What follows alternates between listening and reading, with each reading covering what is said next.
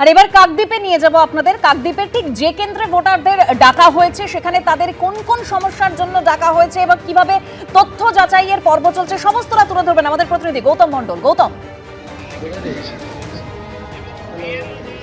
হ্যাঁ দেখো, আমি আছি কাকদ্বীপ যে ব্লক অফিস, সেই ব্লক অফিসে আজকে এখানে 57 জনকে ডাকা হয়েছিল।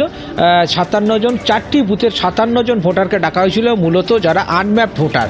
এখানে ইতিমধ্যে 67 নম্বর যে বুথ, সেই 67 নম্বর বুথে যারা ছিলেন তাদের সকলের হিয়ারিং শেষ হয়ে গেছে এবং এরপরে 68 নম্বর বুথের কেউ যাদের শেষ হয়ে গেছে তারা এখানে এসেছেন। আমরা একটা পরিবারের সঙ্গে কথা বলবো যাদের প্রত্যেককে আজকের হিয়ারিং এর জন্য ডাকা হয়েছিল এবং তারা এখন হিয়ারিং এর জন্য শেষে বেরিয়ে এসেছেন। এখন আমি দেখতে পাচ্ছি এখানে একজন আছেন, তার নাম হচ্ছে সুবল চন্দ্র মান্না। তিনি একটি জমির দলিলও নিয়ে এসেছেন। আমি সুবল বাবুর থেকে জেনে নেব কেন, কি জন্য ডাকা হয়েছিল এবং কতজনকে ডাকা হয়েছিল। আমাদের ফ্যামিলি, হ্যাঁ, আমাদের 5 জনকে ডাকা হয়েছিল। আমাদের ভোটের নামে গন্ডগোল, যার জন্য আমাকে ডেকেছিল। কি নামের গন্ডগোলটা কি? আমাদের এখানে ভোট ছিল, আমরা পরে কলকাতায় গেছিলাম, কলকাতা থেকে ফের আবার পুনরায় এখানে এসে আমাদের ভোটে নাম তুলেছি, কিন্তু আমাদের ভোটে এখন বর্তমানে আমাদের কোনো হয়নি। আপনারা কি কলকাতাও ভোটার ছিলেন, এখানেও ভোটার ছিলেন? না, এখানকার ভোটার ছিলাম না, কলকাতায় ছিলাম। কলকাতায় থেকে ফের আবার ট্রান্সফার করে এখানে নিয়ে এসেছি, নিয়েছে তারপরে এইখানে ভোটার হয়েছিলাম। এখন বর্তমানে আমাদের এই যে নাম নেই দেখা যাচ্ছে, সেই জন্য আমাদের ডেকে আনম্যাপড হয়ে গেছেন, ওই জন্য ডেকে।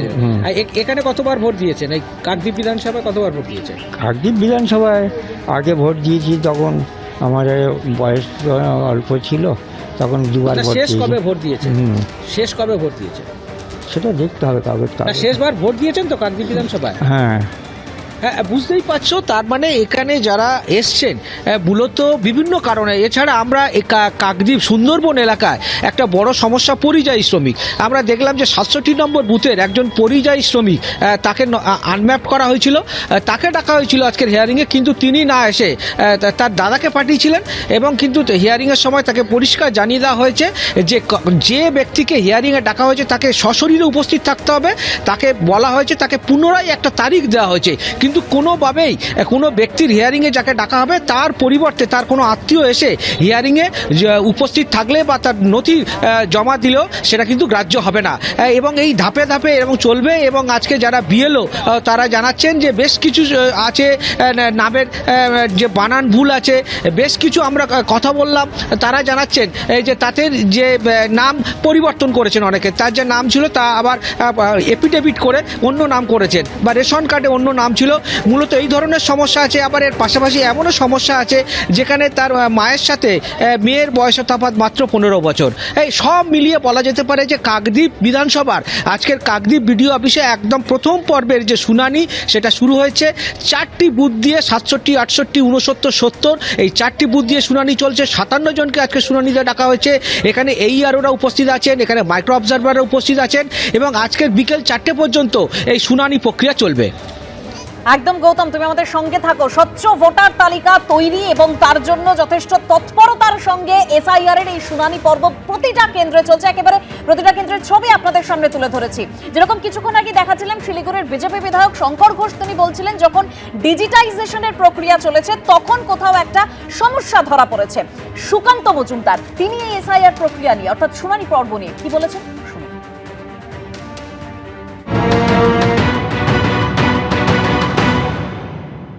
এই ধরনের স্পেকুলেশনে বিশ্বাস করি না। যেটা নির্বাচন কমিশনের কাজ, নির্বাচন কমিশন যা বাদ দেওয়ার দেবে।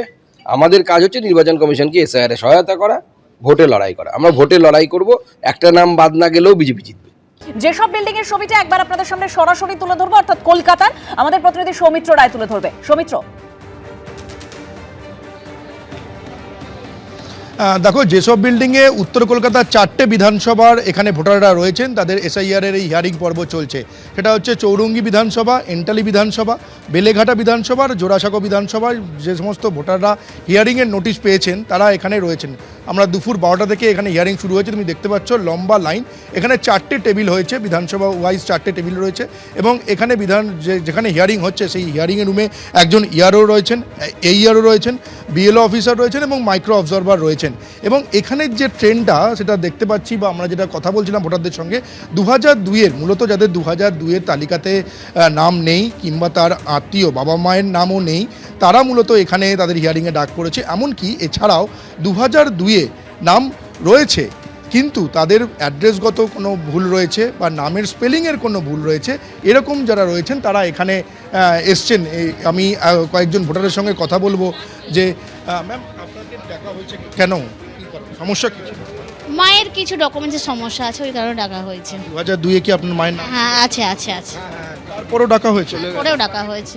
কি কি ডকুমেন্টস নিয়ে এসছেন? মায়ের ডকুমেন্টস? মায়ের আধার কার্ড আর ভোটার কার্ড নিয়ে এসেছি, দুটো নিয়ে এসেছি, জেরক্স নিয়ে এসেছি, এখন দেখাই কি বলে দেখি ওটাই।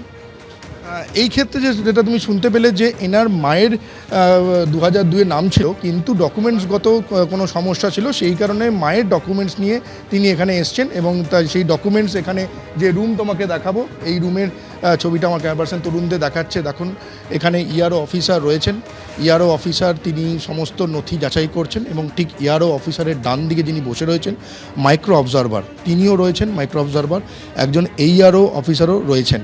এখানে মূলত উত্তর কলকাতার চৌরঙ্গি বিধানসভার যে সমস্ত ভোটারদের হিয়ারিংয়ে ডাকা হয়েছে তারা এখানে রুমে আসছেন এবং প্রত্যেক ভোটারের ক্ষেত্রে যেটা আমরা দেখতে পাচ্ছি 10 থেকে 12 মিনিট করে সময় লাগছেন।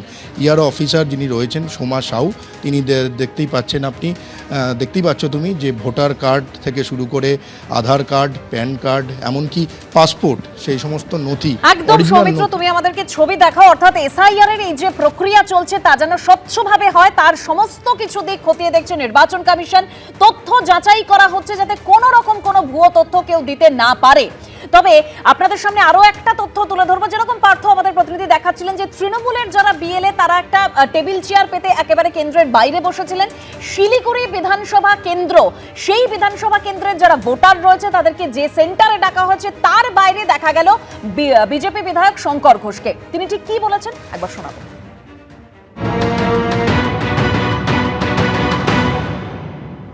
আমি যে কয়জনের সাথে কথা বললাম বেশিরভাগ ক্ষেত্রে 2002-এর সাথে যাদের ম্যাপড হয়নি তারাই তাদের বিভিন্ন ডকুমেন্টস, কারো হয়তো মা বাবা পরলোক গমন করেছেন তার ডকুমেন্টস সহ ছোটোখাটো যে সমস্ত বিষয় আছে সেগুলোই এখানে আজকে এসছে। যারা নির্বাচন কমিশন থেকে 13 দফা ডকুমেন্টস কি কি প্রয়োজন সেটার তালিকা প্রকাশিত হয়েছে এবং বিএলওরা এই নোটিশ ইস্যু করেছেন সেই সমস্ত বুথের সেই সমস্ত ব্যক্তিদের যাদের হিয়ারিংয়ে ডাকা হয়েছে। ফলে আমরা আছি, সহযোগিতা করছি।